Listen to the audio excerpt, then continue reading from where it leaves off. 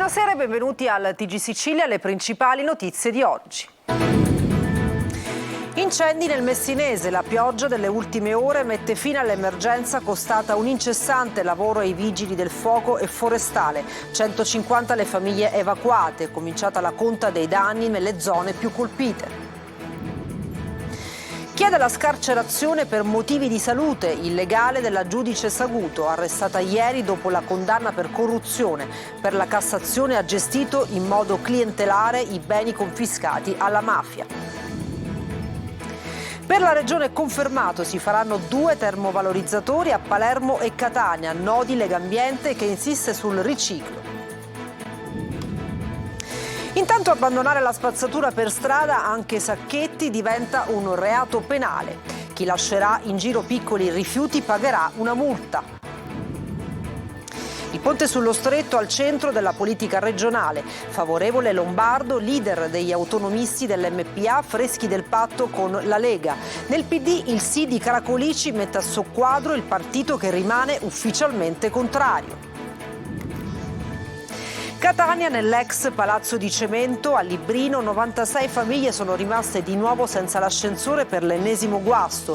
Lo sfogo degli inquilini, molti sono anziani, disabili e cardiopatici.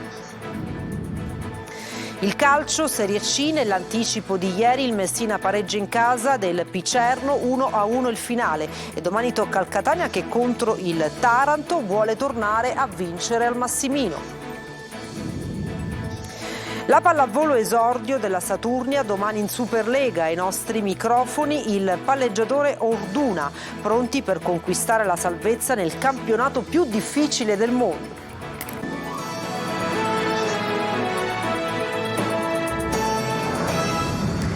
La pioggia delle ultime ore sta dando una mano in provincia di Messina, dove gli incendi sono sotto controllo anche per l'incessante lavoro di vigili del fuoco e forestali. Cominciata la conta dei danni nelle zone più colpite. Francesco Triolo. È arrivata la pioggia sulla fascia tirrenica, che è stata ovviamente interessata dagli incendi di questi giorni, e chiaramente la pioggia ci dà una grande mano. La pioggia delle ultime ore è stata un'alleata preziosa. Gli incendi che hanno devastato ettari di territorio della provincia messinese si stanno spegnendo per il lavoro incessante dei vigili del fuoco, uomini della forestale e della protezione civile, anche per le condizioni meteo in miglioramento col vento di scirocco che sta dando una mano. La notte è stata veramente devastante, davvero devastante, fiamme altissime, dimensioni del fenomeno veramente incresciose. È andata bene per i cittadini innanzitutto, è andata bene anche per tutti i soccorritori che lavoravano. Questi giorni sono stati i peggiori di tutta l'estate, abbiamo avuto già altre 2 emergenze incendi a luglio e a settembre, ma questa sicuramente è quella che ha lasciato maggiormente il segno. Ma adesso è il momento anche della conta dei danni, e così nel pomeriggio il direttore e responsabile della protezione civile regionale Salvo Cocina e il responsabile della protezione civile di Messina Bruno Manfrè hanno incontrato il sindaco di Villafranca Tirrena, uno dei comuni più colpiti dagli incendi delle ultime 48 ore, per fare il punto della situazione. Danni ingenti per i terreni coltivati ma anche per le abitazioni danneggiate. Si stanno preparando le ordinanze di sgombero per le case che sono state distrutte dalle fiamme, ed è previsto un censimento di tutti i danni che i residenti dovranno inviare. Le altre situazioni più difficili si sono registrate a San Pierniceto, Condrò, Gualtieri, Gioiosa Marea. Soprattutto a San Pierniceto, in Contrada Serra, le fiamme si sono estese per tutta la vallata, arrivando sino alle abitazioni, e moltissimi residenti hanno dovuto abbandonare le proprie case. 25 le abitazioni distrutte o semidistrutte, circa 150 le persone evacuate. Anche a Gioiosa Marea alcune abitazioni e un villaggio turistico sono stati raggiunti dalle fiamme. Buone notizie sul fronte medio, perché le condizioni atmosferiche dovrebbero cambiare velocemente, con il vento di ponente che dovrebbe sostituirsi nelle prossime ore allo scirocco con un importante calo termico. L'avvocato di Silvana Saguto chiede la sospensione della pena per motivi di salute. L'ex magistrato è in carcere da ieri sera, condannata per corruzione con sentenza definitiva. Secondo la Cassazione ha gestito in modo clientelare i beni confiscati alla mafia. Maglio Viola. Sospendere la pena per Silvana Saguto perché le sue condizioni di salute sono incompatibili con il carcere. È l'appello dell'avvocato Ninni Reina, difensore dell'ex magistrato, all'indomani dell'arresto disposto dalla Procura Generale della Corte d'Appello di Caltanissetta.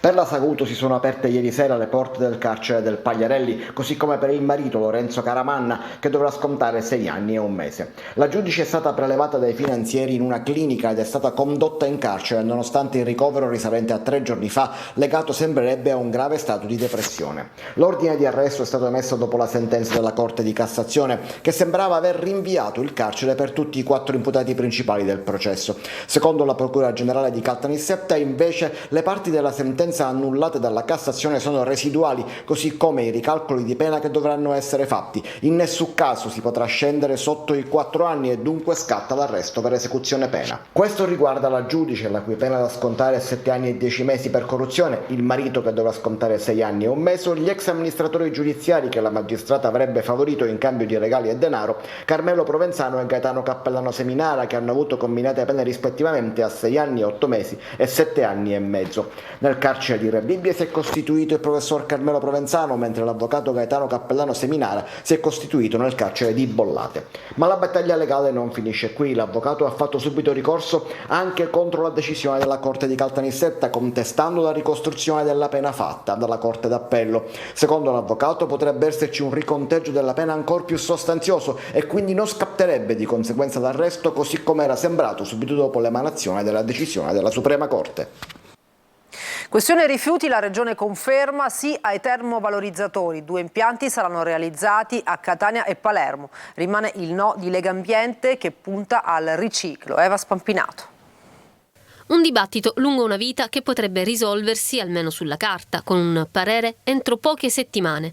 Palermo e Catania potrebbero ospitare 2 termovalorizzatori, 17 su 18 delle società di servizi di rilevanza regionale, le società consortili per azioni che si occupano del servizio di gestione integrata dei rifiuti, hanno dato il parere positivo. Legambiente invece si scaglia contro a favore di impianti industriali per il riciclo. Sulla gestione dei rifiuti in Sicilia arriva il nuovo annuncio da parte dell'assessore regionale all'energia e ai rifiuti Roberto Di Mauro. Abbiamo immaginato per le zone ad alta densità abitativa come Palermo e Catania la realizzazione di 2 termovalorizzatori, spiega, ma ci confronteremo con chi è di parere contrario come Legambiente. Il percorso del termovalorizzatore di Catania si dovrebbe definire, almeno per la parte che riguarda il parere della Commissione Tecnica Specialistica della Regione Siciliana, entro il mese di ottobre. Occorre fare in fretta, spiega ancora l'assessore Di Mauro. La prossima settimana inizieremo il percorso per il piano dei rifiuti. Ci vorranno 45 giorni per le osservazioni, poi l'esame delle osservazioni si redige, a conclusione l'iter d'aula. Sarà necessario indicare gli indirizzi dell'impiantistica e i processi di natura industriale da seguire. Sea Energy SRL, la società della galassia Alfa Acciai, aveva già presentato mesi fa la sua idea di termovalorizzatore, un impianto enorme, il più grande della Sicilia, capace di trattare circa 550.000 tonnellate di immondizia all'anno. La sua costruzione è immaginata non senza perplessità nei pressi dell'Ikea, alla zona industriale di Catania. Intanto l'abbandono dei rifiuti è diventato un reato penale. Denunce, maxi multe per chi non rispetta le regole. I siciliani sono soddisfatti, ma c'è chi dice che siamo comunque in ritardo. Francesco Aloi. La carta va con la carta, la plastica con la plastica e l'umido con l'umido. Ma che significa? Pierpaolo ha introdotto la differenziata. E il piatto di plastica? Prima lo lavi e poi lo butti! Nell'ora legale di Ficarra e Picone, come nella realtà, non tutti però cercano risposte su come conferire bene i rifiuti. Così c'è chi la differenziata non la fa proprio e abbandona i rifiuti per strada. Adesso però per gli incivili scattano la denuncia penale ed una multa da 1.000 a 10.000 euro. Ci voleva, perché in effetti le strade sono troppo sporche. Speriamo che la fanno funzionare questa legge, perché sarebbe giustissimo. È giusto punire quelli che lasciano la monnezza, è giusto. Con una modifica del testo unico ambientale, abbandono e deposito incontrollato di rifiuti da parte di privati cittadini diventano quindi reato penale. Prima scattava solo una sanzione amministrativa, ora non è più così. Era un'idea che dovevano avere prima, ora siamo in ritardo. Perché? Perché siamo abituati ad avere la spazzatura in giro per la città. Sarebbe anche bello tenere pulita una città. Chi getta un fazzolettino, una cicca di sigaretta o qualcos'altro di piccolissime dimensioni incorrerà soltanto in una multa. Le misure contro chi sporca ci sono e sono sempre più stringenti. Bisognerà capire però se le telecamere installate per beccare gli incivili siano funzionanti e soprattutto vanno aumentati i controlli. Ma serve più che altro un'educazione, a cominciare dalle scuole, dalle famiglie. Siamo degli eterni maleducati, quindi la spazzatura è qui e dappertutto. Si dovrebbe fare qualcosa, ma prima bisognerebbe educarci di nuovo. Come secondo lei? Non lo so, bisognerebbe nascere di nuovo. Il ponte, le infrastrutture e l'autonomia differenziata. Il leader dell'MPA, Raffaele Lombardo, incontra gli autonomisti per spiegare il patto con Lega, mentre il PD si spacca proprio sul tema della grande opera sullo Stretto. Luca Ciliberti. Presidente, si è parlato anche di una contropartita in questo accordo con la Lega, un ruolo per lei politico in prima persona? Elettorale o... Si parla di un sottosegretariato. Scusate, io conoscete, come dire, la dignità, non dico l'orgoglio, ma io sono stato il Presidente della Regione che ha il rango di ministro, vado a fare il sottosegretario e neppure il ministro, ve lo posso assicurare. Il patto federativo tra Lega e Movimento per l'Autonomia in vista delle Europee 2024 alimenta in retroscena e rafforza l'asse Salvini-Lombardo, che hanno sottoscritto un accordo partendo proprio da un obiettivo comune, la costruzione del ponte sullo Stretto. La Lega oggi ci assicura la ripresa di quel grande progetto che era la nostra bandiera, il ponte sullo Stretto, e una serie di infrastrutture, non pensiamo solo al ponte. E se gli autonomisti rilanciano in chiave pro ponte, il ministro delle infrastrutture Matteo Salvini trova anche un'altra sponda favorevole, certamente inaspettata. Si tratta del deputato regionale del Partito Democratico Antonello Cracolici, che in queste ore ha espresso chiaramente la propria posizione. Ribadisco il mio non essere contro il ponte sullo Stretto di Messina per partito preso, spiega in un lungo post sui social a scanso di equivoci. Per finanziare l'avvio del ponte sono stati utilizzati esclusivamente 1,2 miliardi di euro destinati alle opere infrastrutturali per la Sicilia. Se il governo nazionale vuole fare il ponte, conclude che, considero una strada, deve investire con risorse proprie su questa opera e non sottrarre le risorse a una terra che ha necessità di intervenire su strade, reti ferroviarie, porti e aeroporti. Imbarazzo nel Partito Democratico, che oggi è contrario all'infrastruttura che invece sponsorizzava quando il partito era a trazione renziana. A Catania la polizia ha sequestrato 800 kg di fuochi d'artificio contenenti 370 kg di esplosivo. Gli agenti hanno arrestato i 2 uomini che utilizzavano il garage che state vedendo in una palazzina a San Cristoforo per custodire il materiale esplosivo. E a Librino, nell'ex palazzo di cemento, 96 famiglie sono rimaste di nuovo senza ascensore per l'ennesimo guasto. Ai nostri microfoni lo sfogo degli assegnatari, tra di loro diversi anziani, disabili e cardiopatici. Emanuela Corsi. Siamo segregati. O esci e riesci a salire e scendere 200 scanini, oppure rimani segregato in casa. Esplode di nuovo la rabbia tra i residenti dell'ex palazzo di cemento nel quartiere catanese di Librino. In questo edificio di 16 piani vivono 96 famiglie rimaste di nuovo senza ascensori, dopo l'ennesimo guasto. Pochi giorni fa 2 ragazzi sono rimasti bloccati dentro questo ascensore che si è fermato tra 2 piani. Qui dentro sono rimaste 2 persone chiuse mentre prendevano l'ascensore e voi le avete liberate così? Sì, praticamente sì, e per fortuna, tra virgolette, sempre per fortuna, che erano 2 persone che potevano muoversi, perché qui dentro più del 40%, stiamo parlando di invalidi, gente con sedie a rotelle, gente con patologie serie. Sono circa 500 le persone che vivono qui, tra queste anziani, invalidi e cardiopatici. Il 2012 mi hanno messo il cuore artificiale e il 2015 mi hanno cambiato il cuore. Lei deve pensare che mio marito come minimo scende 3 volte al giorno perché c'è bambini che vanno a scuola, come si deve fare? Mia figlia ha 12 anni è stata operata di cuore perché ha la stessa malattia del padre, oggi ce n'ha 16, ma è sempre cardiopatica. Non si può stare così completamente. A telecamere spente c'è una signora che ci racconta di vivere con 2 figli disabili, uno dei quali costretto a muoversi su una sedia a rotelle. Senza ascensore, vivono segregati in casa. Lei è disperata? Io sì. E nessuno la sta aiutando? Ma completamente. La disperazione è tanta, in attesa che si intervenga per risolvere il problema in maniera definitiva.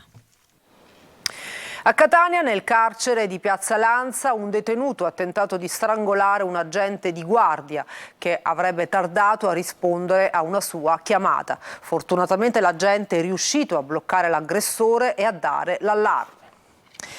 Pretende di saltare la coda e danneggia a calci e pugni la porta del pronto soccorso mandando in frantumi la vetrata. È successo all'ospedale San Marco di Catania. L'uomo, un pregiudicato, è stato fermato dalla polizia e denunciato per danneggiamento e interruzione di pubblico servizio. Ci fermiamo per una breve pausa, torniamo tra poco con lo sport.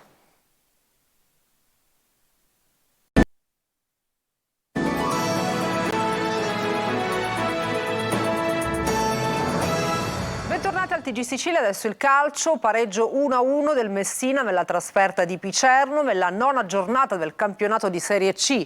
I gol nella ripresa al 25esimo vantaggio dei lucani con Murano e dopo 5 minuti il rigore dei giallorossi trasformato dall'ex Emaù. Sergio Colosi.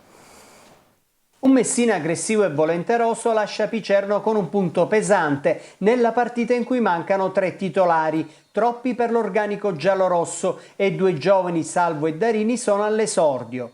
Nonostante le avversità, alla fine se una delle due deve rammaricarsi è la squadra di Modica, imprecisa nelle conclusioni. Partita con tanti errori e scarsa lucidità. Il sinistro dell'ex Mausso apre le occasioni, che saranno rare e concentrate nello spazio di pochi minuti, sia nel primo che nel secondo tempo. Ragusa di testa a distanza quasi zero dalla porta, si divora il vantaggio sulla correzione aerea di Plescia. Dall'altra parte Allegretti impegna Fumagalli, decisivo nonostante l'inattività della prima frazione. Messina e Picerno si annullano anche per metà ripresa, fino al minuto 25, quando Fumagalli salva sul sinistro di Guerra, ma sull'assist di Albadoro il primo pallone toccato nell'area piccola dal bomber Murano è quello del vantaggio e del nono gol del capocannoniere del girone. Trascorrono 5 minuti, Plescia difende un pallone in aria, Gilli entra in contatto e per l'arbitro Vergaro di Bari è rigore. Il Picerno protesta, il Messina passa all'incasso con Emmausso, perfetto dagli 11 metri e ancora a segno da ex come già avvenuto con le maglie di Vibonese e Campobasso. Le due squadre vogliono vincere, un tentativo per parte e sempre in un arco temporale ravvicinato. Plescia rovina la sua partita da 7 con un tiro sporco a pochi passi da Summa Graziato, mentre nel finale ci vuole la solita parata decisiva di Fumagalli su Sant'Arcangelo per dare continuità alla vittoria di domenica scorsa contro il Giuliano. Il Catania non può più sbagliare, gli etnei inseguono la vittoria contro il Taranto al Massimino. Tabiani si gioca molto e ha in mente alcuni cambi nell'11 titolare. Marco Carli. Nessun altro jolly da giocarsi perché la classifica parla chiaro, il Catania è dietro, al di là della partita da recuperare col Brindisi che si giocherà il 1 novembre alle 16:15, ma intanto in mezzo a un tour de force fatto di 7 match in poco più di 20 giorni il Catania parte, anzi per meglio dire vuole ripartire dal Taranto. Al Massimino gli etnei cercano i 3 punti che in casa mancano dal 17 settembre scorso, 2-0 con il Picerno. I ragazzi hanno fatto una settimana mondiale sotto 1000 aspetti. Oggi abbiamo avuto un incontro che ci ha dato grande sostegno. Abbiamo parlato tanto e lo dico prima della partita, speriamo domani di non essere smentito, ma difficilmente quando si percepiscono delle cose ciò accade. Ho la sensazione che sia un inizio importante di quello che potremo andare a fare. Il tecnico rossazzurro deve fare i conti ancora con le assenze. Silvestri squalificato, Quaini, Deli e Rocca out. In compenso rientra Bocic che si candida per una maglia da titolare nel tridente d'attacco e si riaffacciano Chiarella e Rapisarda. Probabile Lorenzini al centro della difesa e Rizzo o Ladinetti in mediana con Zanellato e Zammarini. Quello che è più importante è che dobbiamo avere la sensazione, io, i ragazzi, voi, i tifosi, di giocare 90 minuti da squadra senza farci condizionare da qualsiasi evento viene dentro la gara. Catania-Taranto sarà come sempre seguita da Telecolor con diretta stadio. Si parte mezz'ora prima dell'inizio del match con il pregare, le formazioni, poi gli interventi dal Massimino e i commenti da studio fino alle interviste post gara, più di 3 ore live per vivere insieme la partita dei rossazzurri.